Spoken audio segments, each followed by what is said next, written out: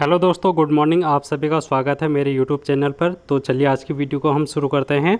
और इस सीरीज़ में हम बात करेंगे दोस्तों डेली करंट अफेयर्स होगी। और ये क्लास आपके आने वाले एग्ज़ाम जैसे उत्तराखंड के RO है, लोअर PCS और भी एग्ज़ाम जितने भी उत्तराखंड के हैं उन सभी के लिए इम्पोर्टेंट रहेगी। जैसे कि आप सभी को पता है UKPSC के द्वारा अपने किसी भी एग्ज़ाम में करंट अफेयर यहाँ पर पूछी जाती है और एक अच्छा खासा पोर्शन है जो कि करंट अफेयर का आप लोगों से पूछा जाता है।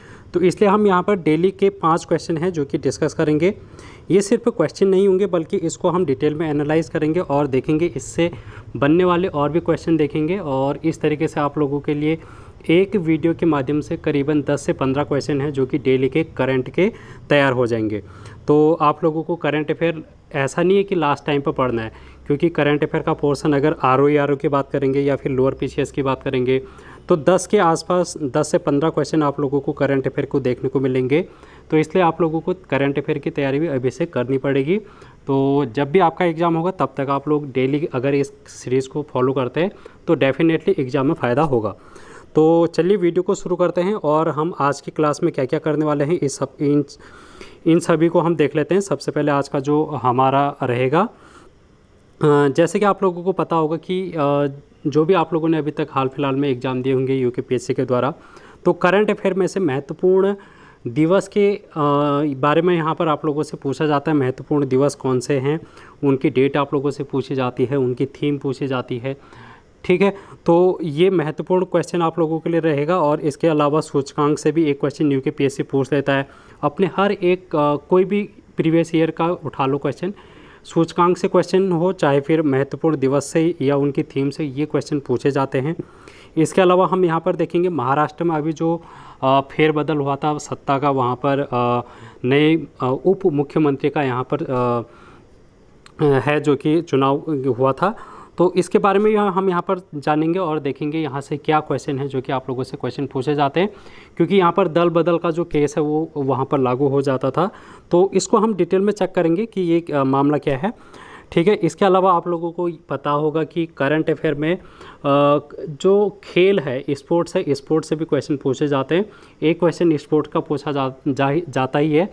तो इसलिए हम यहाँ पर IPL से बनने वाले जितने भी इंपॉर्टेंट क्वेश्चन हैं 2023 में जो IPL अभी आयोजित किया गया था और इससे बनने वाले क्वेश्चन को हम डिस्कस करेंगे। तो ये क्लास बेहद इंपॉर्टेंट रहने वाली है आप लोगों के लिए। तो चलिए वीडियो को शुरू करते हैं। और इसके अलावा आप लोग अगर जैसे कि आप लोगों ने देखा अभी वीडियो का पेपर हुआ था, वीडियो री एग्ज़ाम का पेपर हुआ था, तो उसमें बहुत डीप है जो कि नॉलेज अगर देखी जाए किसी के पास है तो वो उसके लिए वहाँ पर क्वेश्चन पेपर बहुत अच्छा था। तो इसलिए आप लोगों को डीप है जो कि पढ़ना पड़ेगा और हर एक सब्जेक्ट को डीप लेके चलना पड़ेगा। ऊपर वन लाइनर या फिर कोई सिर्फ क्वेश्चन आंसर रट के नहीं होगा। तो आप लोगों को क्या करना है, विश्व भूगोल का टॉपिक आप लोगों को पूछा ही जाता है। जैसे कि आप लोग देखते हैं कि UKPSC विश्व भूगोल से भी बहुत से क्वेश्चन है जो कि उठाता है। तो यहाँ पर विश्व भूगोल की बिल्कुल डिटेल वाली सीरीज़ चलाई जा रही है, जिसमें मैंने अभी तक 19 क्लास है जो कि आप लोगों को करा दी है। तो प्लेलिस्ट बनी है विश्व का भूगोल करके, और उत्तराखंड के सभी एग्ज़ाम के लिए ये मैंने महत्वपूर्ण प्लेलिस्ट बना रखी है। अभी आप लोगों को इसमें और क्लासेस दी जाएंगी। अभी तक मैंने इसमें 20 क्लास है जो कि ली थी। और लास्ट टॉपिक मेरा यहाँ पर रॉक्स का था, चट्टान। तो यहाँ पर हम लोगों ने बातें की थी रूपांतरित आग्नेय चट्टान, अवसादित चट्टानों की डिटेल में है जो कि आप लोगों को यहाँ पर देखने को मिलेगा। हर एक चीज़ को मैंने बारीकी से समझाया है। और महेश कुमार बर्णवाल की जो भूगोल का है यहाँ पर, वो बुक का आप लोगों को निचोड़ देखने को मिलेगा इसमें। ठीक है, बहुत बेहतरीन बुक है विश्व भूगोल के लिए और भारत के भूगोल के लिए भी। तो महेश कुमार बर्णवाल की बुक आप लोग प्रेफर कर सकते हैं भूगोल के लिए। अन्यथा आप लोग इन क्लास को भी अगर देखते हैं तो यहाँ से भी आप लोगों को डेफिनेटली फ़ायदा देखने को मिलेगा। तो चलिए आज की क्लास को हम शुरू करते हैं और देखेंगे यहाँ पर से महत्वपूर्ण करंट अफेयर के क्वेश्चन। और सबसे पहले जैसे कि हम लोगों ने बात की थी कि महत्वपूर्ण दिवस और उसकी थीम की, तो 12 जुलाई की अगर हम बात करेंगे दोस्तों, 12 जुलाई आज तो विश्व जनसंख्या दिवस के रूप में 12 जुलाई को यहाँ पर आज 12 जुलाई है। तो विश्व जनसंख्या दिवस की बात करेंगे तो हम 11 जुलाई को मनाते हैं विश्व जनसंख्या दिवस। तो ये प्रतिवर्ष ये मनाया जाता है। और आप लोगों से थीम पूछी जाती है, तो थीम भी हम यहाँ पर डिस्कस करेंगे। तो सबसे पहले हम यहाँ पर जान लेते हैं कि ये जो विश्व जनसंख्या दिवस है ये किसके द्वारा मनाया जाता है। तो यूएनए के द्वारा ये मनाया जाता है, ये भी आप लोगों को ध्यान में रखना है दोस्तों।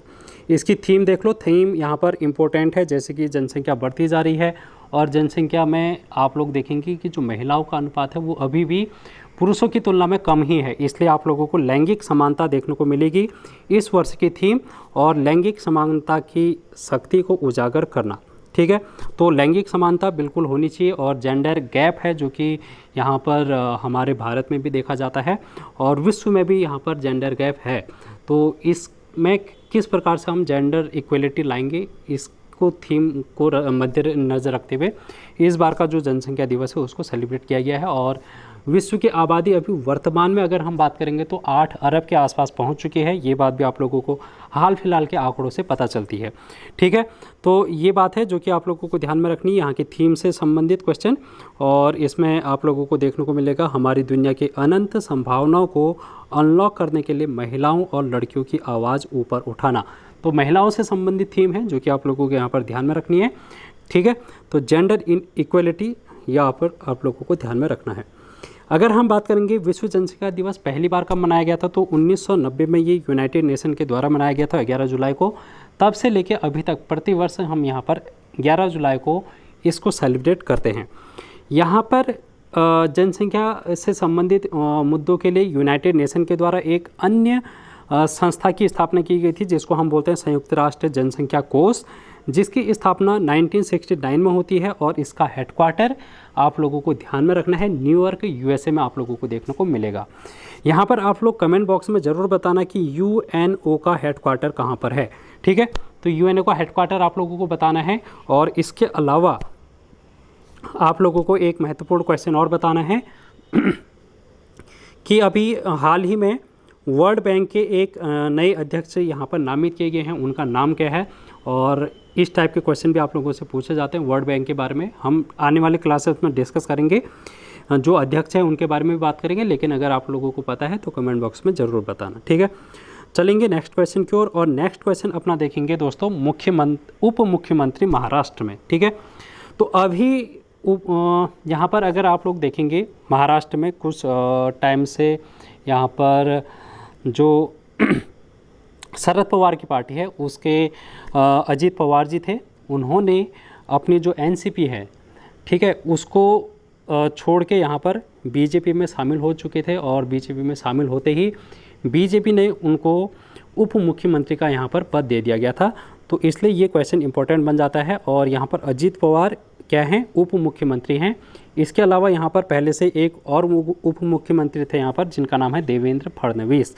यहाँ पर बीजेपी की गवर्नमेंट है महाराष्ट्र में, ये आप लोगों को ध्यान में रखना है। दोस्तों आप लोगों को मुख्यमंत्री की नियुक्ति किसके द्वारा की जाती है, राष्ट्रपति की नियुक्ति किसके द्वारा की जाती है, ये सभी आप लोगों ने पॉलिटी में पढ़ा होगा। लेकिन अगर आप लोगों से पूछा जाएगा कि उप मुख्यमंत्री की नियुक्ति किसके द्वारा की जाती है या फिर इनको पद से निष्कासित कौन कर सकता है, तब आप लोगों का जो आंसर होगा दोस्तों वो मुख्यमंत्री हो जाएगा।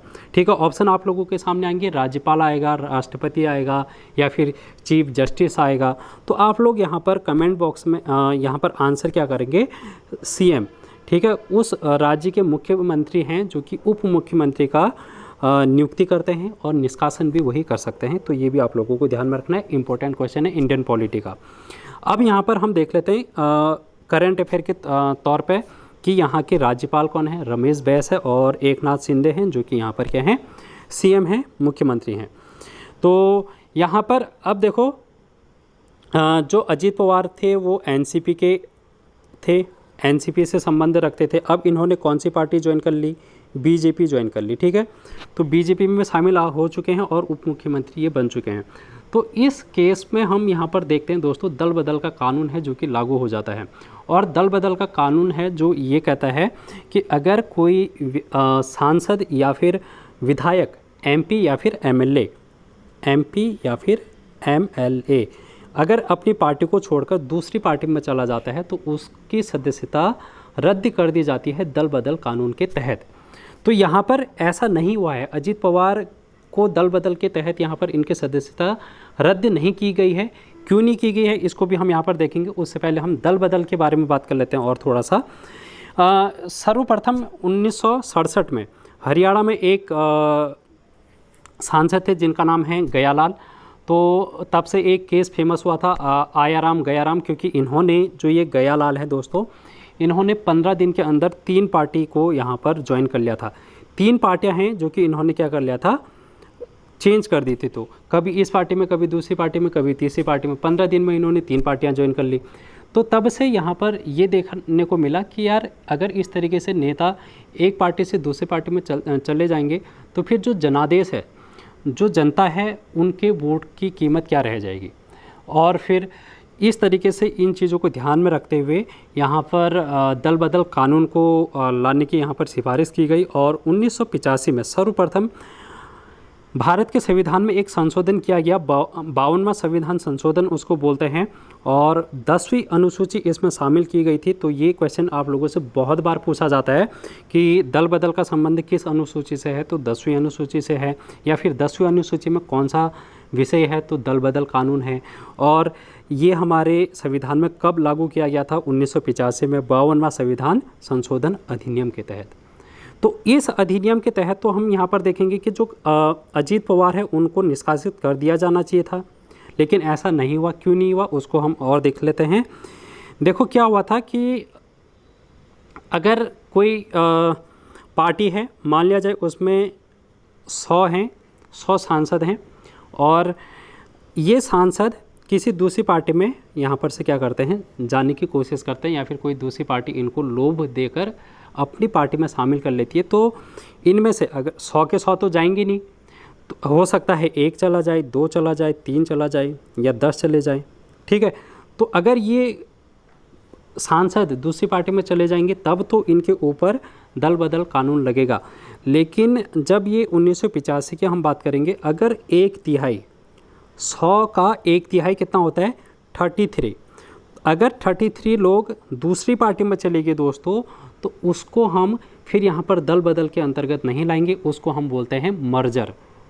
क्या बोलते हैं, मर्जर बोलते हैं दोस्तों, विलय बोलते हैं। यानी कि एक पार्टी का दूसरी पार्टी में विलय हो चुका है, क्योंकि अब यहाँ पर जो सांसदों की संख्या है वो 1/3 है, ठीक है। अगर 1/3 सांसद दूसरी पार्टी में चले जाएंगे तो उसको हम दल बदल लागू नहीं कर सकते हैं। वहाँ पर क्या लागू करेंगे, वहाँ पर हम कहेंगे कि ये पार्टी का विलय है दोस्तों।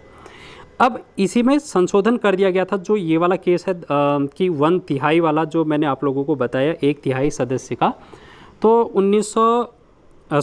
91वां संविधान संशोधन हुआ था 2003 में।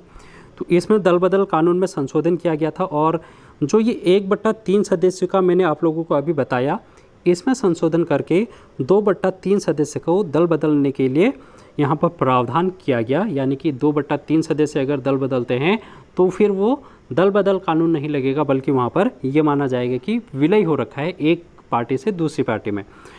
तो यहाँ पर अभी जो अजीत पवार की पार्टी है, एनसीपी से 2/3 सदस्य बीजेपी में शामिल हो चुके थे। तो 2/3 से ज़्यादा सदस्य शामिल होने के बाद हम इसको दल बदल नहीं लगा सकते, वहाँ पर क्या कहेंगे कि हम वहाँ पर विलय हो चुका है। तो इस वजह से यहाँ पर इन जो अजीत पवार है या फिर उनके साथ जो अन्य सांसद हैं, उन पर कोई भी दल बदल कानून नहीं लगाया जा सकता था। तो इसलिए ये बात आप लोगों को ध्यान में रखनी। पॉलिटी का इम्पोर्टेंट टॉपिक था, आप लोगों को आई होप समझ में आ चुका होगा। तो ये बात आप लोगों को ध्यान में रखनी है दोस्तों। इम्पोर्टेंट टॉपिक आप लोगों के एग्जाम के पॉइंट ऑफ व्यू से था। अगला क्वेश्चन हम देखेंगे यहाँ पर, एक फिर से महत्वपूर्ण दिवस देखेंगे, राष्ट्रीय मछली किसान दिवस 10 जुलाई को मनाया जाता है। आप लोगों से अब थोड़ा सा इनोवेशन करके क्वेश्चन पूछ लिया जाएगा, क्योंकि पहले हम देखते हैं राष्ट्रीय युवा दिवस कब मनाया जाता है, पर्यावरण दिवस कब मनाया जाता है, मतदाता दिवस, ये आप लोगों ने पढ़े हैं। लेकिन अब नए नए दिवस है जो कि आप लोगों से पूछे जाते हैं, तो आप लोगों को इनके लिए भी रेडी रहना पड़ेगा। 10 जुलाई राष्ट्रीय मछली किसान दिवस मनाया जाता है प्रतिवर्ष। तो इतनी ही बात है जो कि आप लोगों को यहाँ से ध्यान में रखनी है। उसके बाद हम यहाँ पर एक सूचकांक की बात करेंगे, जो है प्रदर्शन ग्रेडिंग इंडेक्स 2.0। इसका पहला संस्करण 2017-18 में लॉन्च किया गया था। ये दूसरा संस्करण है जो कि 2021-22 का संस्करण है। अब ये आप लोगों को ध्यान में रखना है, ये किससे संबंधित है। प्रदर्शन ग्रेडिंग इंडेक्स किस चीज़ में ये प्रदर्शन की बात कर रहा है, तो स्कूली शिक्षा प्रणाली में प्रदर्शन का आकलन करेगा ये, और इसमें राज्य हो चाहे फिर केंद्र शासित प्रदेश हो, इसमें सभी राज्य और केंद्र शासित प्रदेशों का प्रदर्शन का आकलन किया जाता है और ये शिक्षा मंत्रालय की साक्षरता विभाग के द्वारा जारी किया गया है। ये आप लोगों को ध्यान में रखनी है। इसमें वैसे अगर आप लोगों से क्वेश्चन में आ गया तो वहाँ पर ये पूछा जाएगा कि टॉप किसने कर रखा है, यानी कि इसमें शीर्ष रैंक हासिल किसने कर रखी है। तो शीर्ष रैंक इसमें हासिल किसी ने भी नहीं की है। क्यों नहीं की गई है? क्योंकि यहाँ पर कुछ पॉइंट रखे गए थे और उस पॉइंट में कोई भी राज्य या फिर केंद्र शासित प्रदेश नहीं आ पाया, जिस कारण इसमें टॉप रैंक में कोई भी नहीं था। लेकिन श्रेष्ठ प्रदर्शन की अगर हम बात करेंगे ओवरऑल की, तब हम यहाँ पर पंजाब और चंडीगढ़ का नाम देखेंगे। तो ये भी आप लोगों से क्वेश्चन पूछा जाता है, श्रेष्ठ प्रदर्शन किसके द्वारा किया गया है? तो पंजाब और चंडीगढ़, राज्य में पंजाब और यूटी में चंडीगढ़। ठीक है। इसके अलावा सबसे खराब प्रदर्शन की अगर हम बात करेंगे तो आंध्र प्रदेश है, सॉरी अरुणाचल प्रदेश। ये आंध्र प्रदेश नहीं है, ये है अरुणाचल प्रदेश है। और मेघालय, मिजोरम, इन सभी का खराब प्रदर्शन है जो कि आप लोगों को देखने को मिलेगा। अब यहाँ पर आप लोगों से एक क्वेश्चन पूछा जाता है, किससे? क्रिकेट या फिर खेलों से। तो हम खेलों के बारे में भी यहाँ पर जानकारी लेंगे और खेलों में आज का टॉपिक रहे दोस्तों 2023 के अवार्ड, जो कि हाँ आपका आईपीएल से संबंधित। तो हम हर एक क्लास में, जैसे कि डेली करंट अफेयर क्लास हम करा रहे हैं, तो डेली में आप लोगों को क्या मिलेगा? एक महत्वपूर्ण चीज़ें आप लोगों को यहाँ पर देखने को मिलेंगी। ठीक है। तो आईपीएल का यहाँ पर अगर हम बात करेंगे तो 16वां सीज़न है जो कि यहाँ पर आयोजित किया गया था 2023 में। और इसका आयोजन कहाँ पे किया गया था? तो भारत में इसका आयोजन किया गया था विभिन्न स्टेडियम में। तो यहाँ से क्वेश्चन किस प्रकार से बनेंगे आप लोगों से पूछा जा सकता है पूरे टूर्नामेंट का, कि most valuable player of the season का अवार्ड किसे दिया गया था? तो शुभमन गिल, और इन्होंने 890 रन बनाए थे। तो इसलिए जो सर्वश्रेष्ठ रन, सबसे ज़्यादा रन बनाता है, उसको ऑरेंज कैप से नवाजा जाता है। तो ऑरेंज कैप किसके पास है? ये क्वेश्चन भी पूछा जा सकता है। तो शुभमन गिल आप लोगों को ध्यान में रखना है। ठीक है। इसके अलावा मोहम्मद शमी की अगर बात करेंगे तो पर्पल कैप, सबसे अधिक विकेट लेने वाले खिलाड़ी थे। इस आईपीएल में 28 विकेट इन्होंने लिए थे। ये क्वेश्चन भी आप लोगों से पूछा जा सकता है। इसके अलावा सीजन का फेयर प्ले अवार्ड किससे दिया गया था? तो ये अजिंक्य रहाणे हैं, MS धोनी की टीम CSK के ये प्लेयर थे, अजिंक्य रहाणे। इसके अलावा emerging player of the year, ये क्वेश्चन भी आप लोग स्टार मार्क करके लगा लो। इस टाइप के क्वेश्चन पूछ ले जाते हैं, emerging player of the year. तो यशस्वी जायसवाल आप लोगों को ध्यान में रखना है। ठीक है। इसके अलावा फाइनल मैच और जो पहला मैच इस आईपीएल सीजन 16 का जो पहला मैच हुआ था और अंतिम मैच, उसमें CSK और GT ही थे। पहला मैच GT ने जीता था और जो फाइनल मैच है वो CSK ने जीता था। तो इस तरीके से CSK की अगर हम बात करेंगे तो ये 5 बार है जो कि अपना खिताब जीत चुकी है। इससे पहले ये कारनामा मुंबई इंडियन के नाम था, 5 टाइटल जीतने का आईपीएल का, और इस बार ये कारनामा यहाँ पर CSK के द्वारा भी कर दिया गया है। इसके अलावा सबसे महंगा खिलाड़ी सैम करन, जो कि पंजाब किंग्स से संबंध रखते हैं। ये भी आप लोगों से क्वेश्चन पूछा जा सकता है दोस्तों। तो इस प्रकार हम डेली करंट अफेयर में एक ऐसा टॉपिक लेंगे जो कि आप लोगों का 2023 का हो चाहे 2022 का, जिसमें हम स्पोर्ट्स के बारे में बात करेंगे, सूचकांक के बारे में बात करेंगे, या फिर जो भी हाल फिलहाल में जितनी भी एक्सरसाइज हुई हैं, सैन्य अभ्यास, उनके बारे में बात करेंगे, चक्रवातों के बारे में बात करेंगे। यहाँ से क्वेश्चन बन जाते हैं, या फिर नई नियुक्तियाँ कौन सी हो रखी हैं। अगर आप लोग इस सीरीज़ को फॉलो करते हैं तो डेफिनेटली आप लोगों को एक अच्छा है जो कि रिज़ल्ट देखने को मिलेगा आपके करंट अफेयर के लिए। तो डेली आप लोग देखा करें, करीब 10 से 15 मिनट 20 मिनट का ये सेशन आप लोगों को प्रोवाइड किया जाएगा। तो इसमें आप लोग भरपूर नॉलेज लेने की कोशिश करना। और तो चलिए आज की क्लास में इतना ही, मिल लेंगे नेक्स्ट क्लास में। Thank you so much.